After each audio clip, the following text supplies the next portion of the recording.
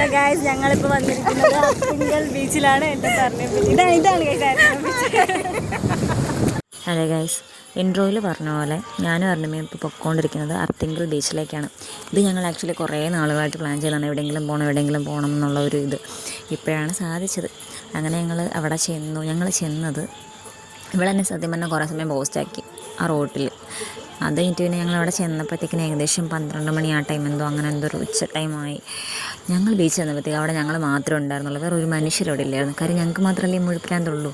ഞങ്ങൾ ശരിക്കും പറഞ്ഞാൽ ഇതല്ല ഞങ്ങളുടെ മനസ്സിലെ പ്ലാൻ. ഞങ്ങൾ മറ്റേ മഴ പെയ്യുമായിരിക്കും, അപ്പോൾ റെയിൻ കോട്ടൊക്കെ ഇട്ടിട്ട് എന്തെങ്കിലും റീല് ചെയ്യാം, അതായിരുന്നു ഞങ്ങൾ തീരുമാനിച്ചത്.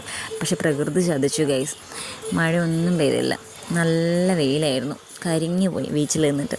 പിന്നെ എന്ത് ചെയ്യാനാ, ചെന്നല്ലേന്ന് പറഞ്ഞിട്ട് അതിലേക്ക് കുറച്ച് നമുക്ക് നടന്നിട്ട് കയറി പോകുന്നു. എന്നിട്ട് പിന്നെ ഒരു ബിരിയാണിയും കഴിച്ചു. ഒരു പൊട്ടക്കടയിലാണ് കയറിയത്.